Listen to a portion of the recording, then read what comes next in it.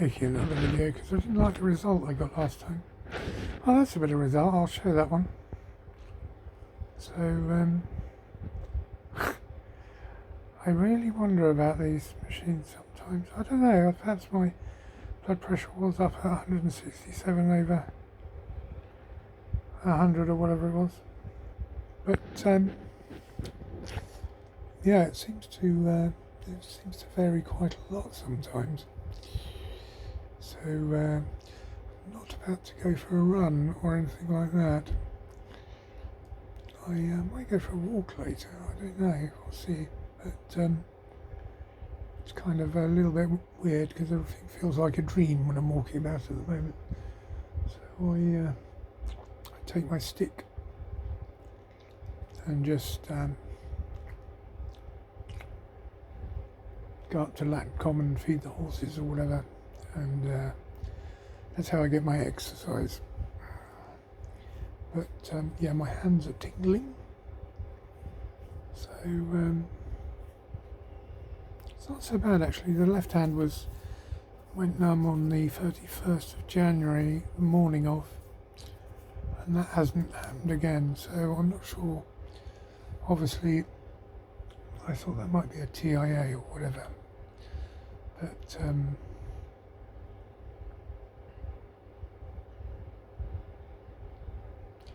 yes. So I was in hospital last October after the e-bus thing, and I really wasn't with it. I couldn't really reason to begin with. I kept getting off the bed to go to the toilet after the e-bus procedure, and I later worked out why that was, because I had a urethral catheter put in. I didn't really know why I was doing it over and over again. I just kept doing it, and I kept being captured by nurses and put back in the bed. So it was quite peculiar. And then I was apparently very confused when they came round in Kingsmore ward, which is the respiratory ward, and really can't remember what they're talking about, the guys, those days, but I sort of became aware of having the catheter in and all the rest of it. I pulled it out a few times and got in trouble with the nurse. And yeah, I pulled the urethral catheter out as well, which apparently I shouldn't have done.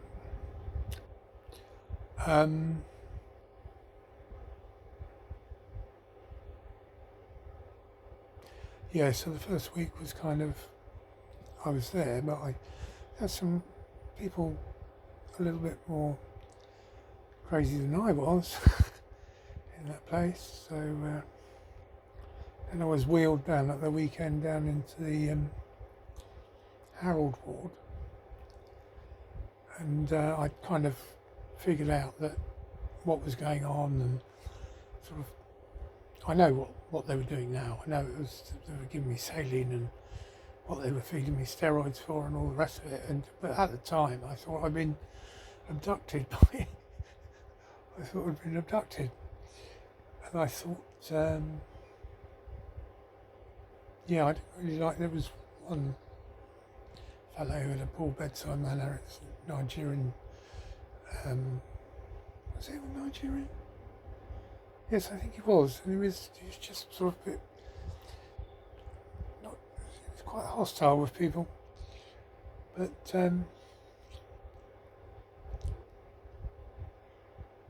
yeah, I mean, you know, I went through that, and my EGFR when they took me in was 11 megamoles per minute. So I didn't know, and I had hypercalcemia and high creatinine levels. I got 4 teeth, so I lost my teeth because my mouth's been very dry for a long time, and I sort of gave up trying to fight against it by brushing because it wasn't working. So unfortunately, they're in pretty sorry state. So I'm not going to look in my mouth anymore.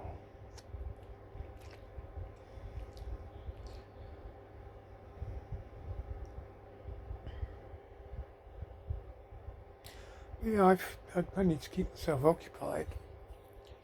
Not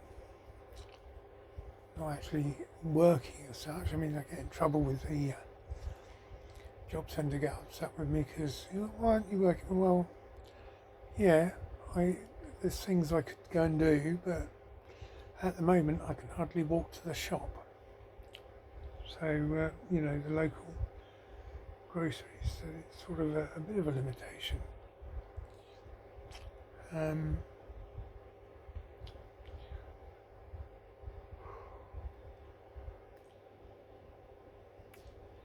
What else to say really? So I've got things sorted with ordering things from Iceland.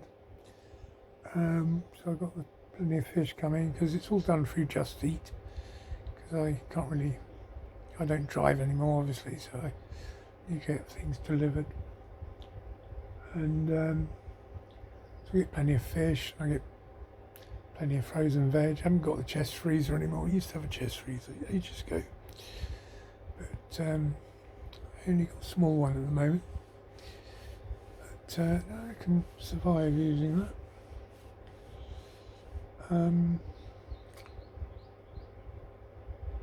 And yeah, it's been difficult to.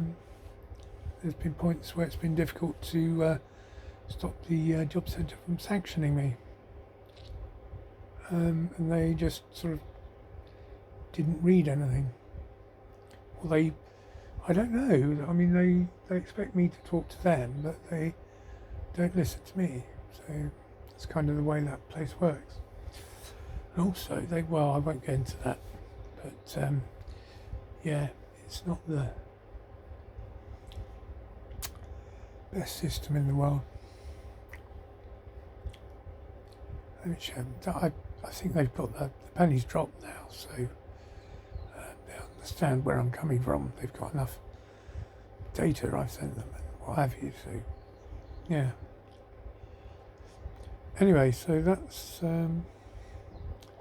I'm doing. It's a bit boring, really.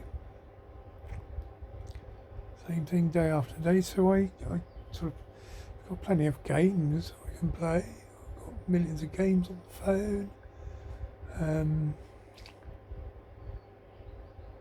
I've stopped really injecting insulin in the morning because I don't think it's the right thing to do. Because I know I'm getting blood sugar raises. I was getting blood sugar go up to over 30, over the scale for the fine test glucometer, so it was going over 30 by lunchtime when I, really wasn't eating anything that was high in sugar. But I've stopped doing it now because insulin resistance and putting more insulin in when you've already got insulin resistance is a bit isn't such a clever idea. So I'm eating low glycemic meals anyway, so I think I'm doing the right things.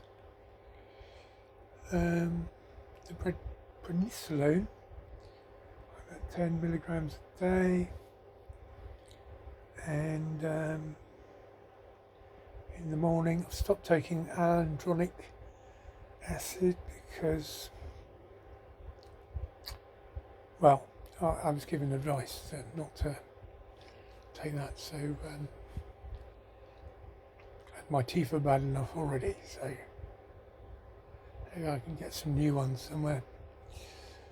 But I've got these, I've found for a long time actually that resting on a hard edge helps my neck, but my neck pain is quite a lot less than it used to be. So it used to be quite bad. Now it's just, I prefer to, it doesn't particularly hurt, but I prefer to, and also the vibrations of,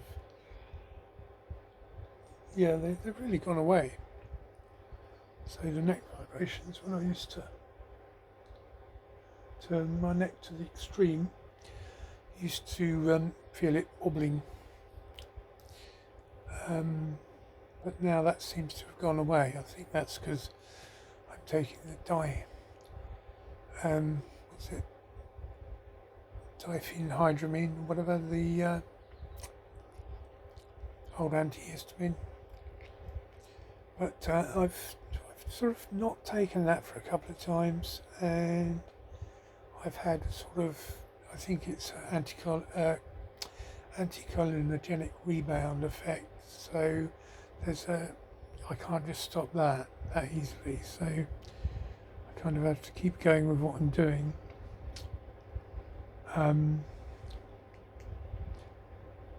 But I think I've got it right. I'm not taking the propranolol at the moment, so seems to be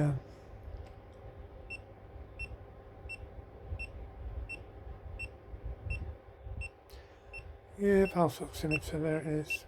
I haven't got a fancy it's got a bit of arrhythmia, or I get a bit of palpitation, so it sometimes goes. See, my hands shake as well. It's not doing bad at the moment. It's not palpitating.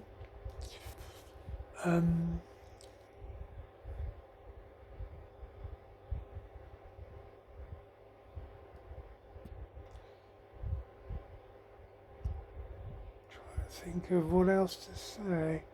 As I say, I've got my food situation sorted out, and I'm sort of trying not to eat food that will liberate histamine as well. So things like avocados, things like that might look nice, but might not be so good. So I've narrowed it down to some to a fairly restricted diet, but it's very nice. I like eating fish and chicken, and I've ordered some more rosemary powder, and I've got a whole bunch of. I've got a list of herbs that are okay for when you've got CKD. So I'll be able to put a little bit of whatever that. Obviously, I don't put them all. Don't want to go too crazy and put too much on, but you can put a little bit on to your cod or whatever, and just take fish oil, because cod isn't particularly high in omega-3, but it's low in potassium and phosphorus and salts, and it's, you've got to watch your protein as well, so you don't have too much cod with and too much vegetables all at once. You want to sort of keep the portions moderate. And the same goes for the pudding, really. You want to sort of have blueberries in your yogurt or whatever, but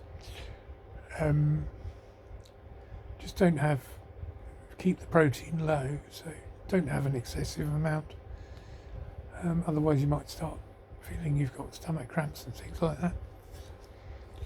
And I've got macadamia nut butter, which is the best nut butter you can get for CKD, so I've got some of that. It's not desperately expensive. And put that on.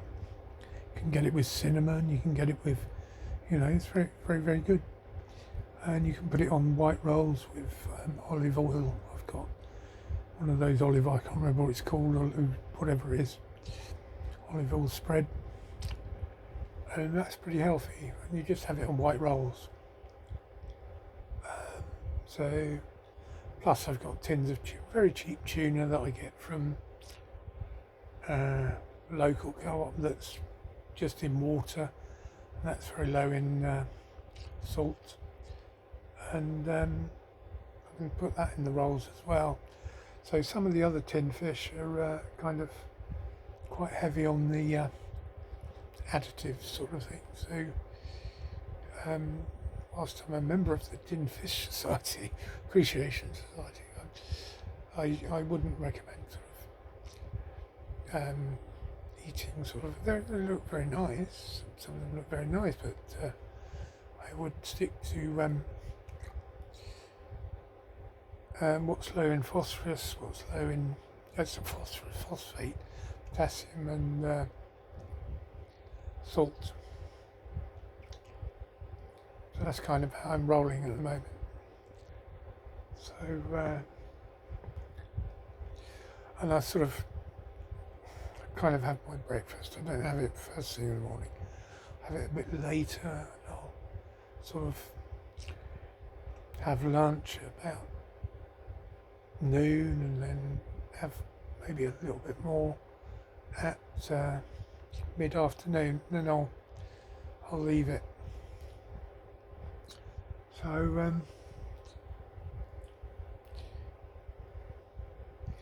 but I've found the AI to be extremely helpful with looking at bloods, the pattern in bloods, highs and lows, things like that. I can't scan it in. It'd be nice if I could just scan the image and do OCR on it, and it can look up a diagnosis or whatever. But if I type them in separately to Google all the highs and lows, and it's consistent with a sarcoidosis diagnosis, so they've got it right. Or it could be Sjögren's, I suppose. It's very difficult to tell the difference between those two. But yeah, the AI is quite helpful. I mean, they could have just sent me the bloods at home, and I could have sort of the bloods results at home, and I could have done it at home, but you know, I have to go to the hospital and see the specialist. So anyway, they're looking at I'm waiting to hear about my next renal appointment, which is building 18 at PAH.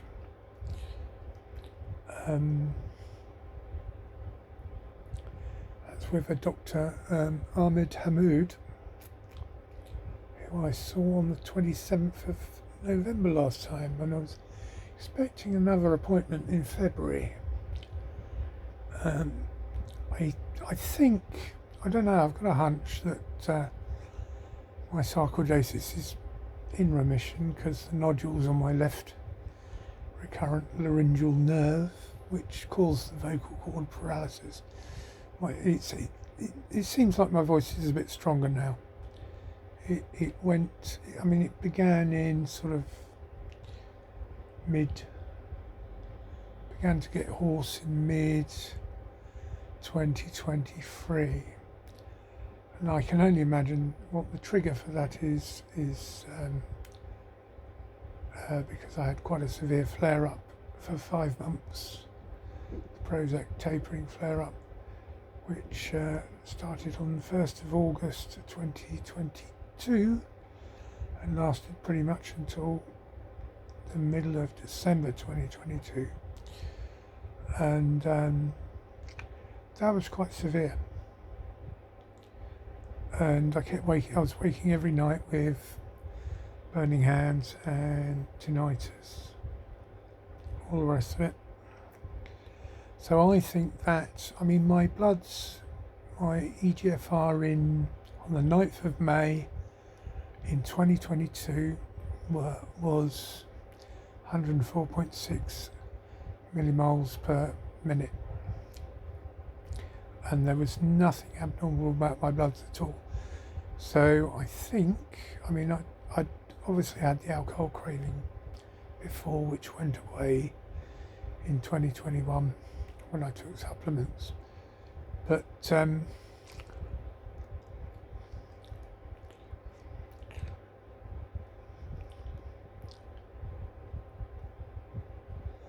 yeah, it was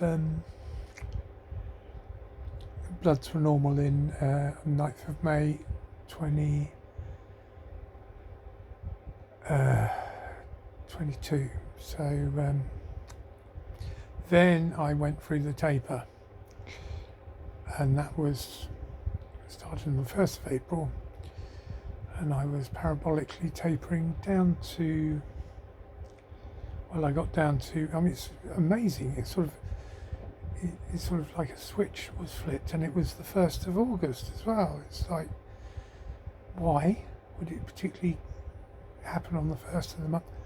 But yeah, it just started, and I had a sloshing feeling in my head. It was like I had a bucket of water strapped to the top of my head when I was walking around the kitchen, so I'd stumble around and like grab onto things to stay upright, and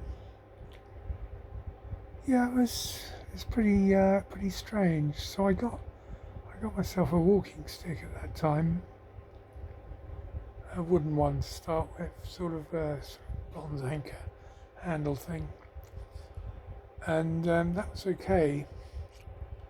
And I used to walk around a lot up to Lat Common and all around just to keep myself walking, and that was a bit heavy. So I got a carbon fibre one in the end, and that's easier to get around with. But yeah, I'm still quite dissociative when I walk around at the moment. Even when I go to the hospital, it feels like I'm in a bit of a dream, and it's kind of difficult when I was asking for directions. Where's this haematology clinic and whatever? Because hospitals are really big, and a lot of people don't know where they're going, and the map is huge. You can't sort of reference the map in real time. It would be nice if I had some glasses that would sort of reference the hospital map and say, right, that's where such and such ward is, or whatever. That's just what I think. I would find that. I think other people would find that very useful as well. And you could, I mean, I know you can get fancy glasses like that nowadays, with, object labelling and things like that you can do. But just being able to sort of walk into the place, because I went by a taxi, and you sort of arrive there and you think, I don't know where that place is, and you ask the senior consultants, where's the haematologist? I don't know. Well, you work here. Yeah, but it doesn't mean you know where everything is. So yeah, so that's my experience with going to the hospital. As I say, it's a bit strange at the moment, so I sort of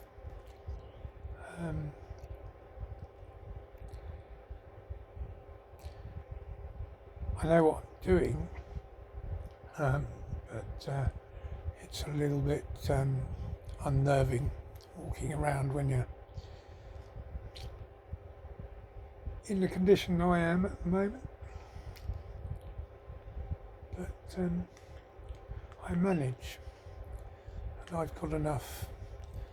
They're not trying to starve me, the DWP, anymore, so I've got enough to keep myself going. And yeah, I do want to do something useful, but at the moment it's I've just been reading and stuff, and playing games, and Facebook has got me in this loop of looking at fish and galaxies. It's really quite peculiar. So I'm just going to sometimes do that, and I answer the maths questions and all the rest of it, like the same as everyone, But then Facebook got upset with me the other day and sort of chucked me off, because anyway, I managed to get back in and restore the account and whatever, but it's I was just keeping myself occupied. I wasn't doing anything wrong, I don't think, but it's all run by the data centres, a huge, great yeah, and you're not supposed to mention certain things, but it's kind of difficult sometimes, isn't it? Anyway, that's me for now. I'm trying to collect as many different pairs of pyjamas as I can. That's something else I've been doing. I've got 4 different. Have I got 4? Or was it 6? I don't know. I've got global men's pyjamas. I've got the flannel cotton ones and the straight cotton ones. Anyway, it's just something to do.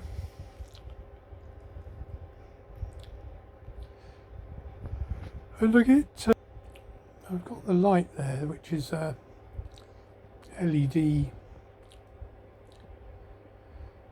One of these steampunk LED lights, and I can sort of look at it and get the see that I get persistence of vision with the if I look at it for too long.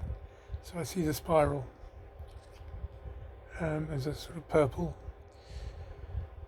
blotch on my eyes.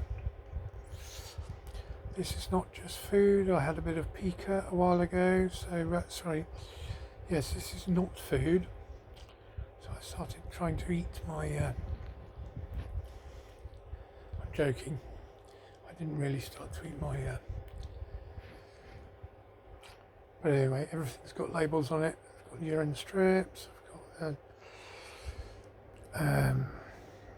Unistics things for doing. I'm not doing my blood at the moment because I don't think it's necessary. I think that's the least of my worries. But yeah, I'm waiting to hear from the about my next renal appointment. So they want to look at what my EGFR is next time. So I'll have to have another blood test in a week or so, and then I'll go to see the renal fella, and they'll say, no, your EGFR is still 28.6 or whatever, and or it may have recovered. I mean, obviously I had AKIs to start with because it recovered from 11, which is desperately low, dangerously low, back up to 28.6 at the end of from my October bloods. So so I've just got to be eating sensibly to keep the kidney function from deteriorating. It's not rocket science. And I also take there's evidence that some of these herbs and things I've got, I mean, don't take them all at once, but I take sort of 500 milligrams of taurine in the morning, and then I'll take with my breakfast, and then I'll take 500 ml with my lunch, and then I'll take it with my dinner.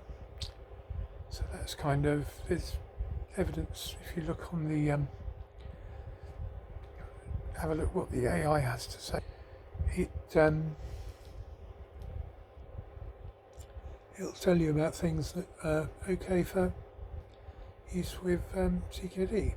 So that's kind of how I've been making decisions, partly. But I need to get my teeth looked at. I just haven't had the balls to go and see my dentist, really, because I think he's going to have a little bit of a shock. He's not going to be happy with me when he sees my teeth, anyway. So what time is it now? 3 o'clock.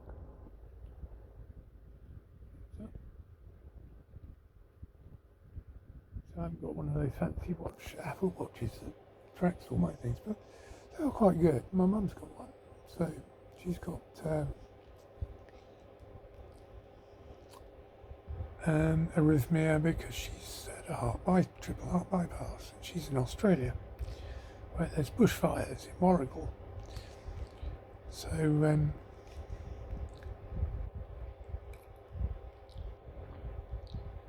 so yeah, it's just common sense. I said, well, if the bushfires, if they say they're getting too close on the app, they're looking at the Victoria app, go to the safe place. Go to the middle of Warragul. Don't stick around in the house. But they're surrounded by grass anyway, so it's not like they're in one of those places in the middle of the Gumtree Woods. You get houses that are sort of out in the middle of the woods that have spray.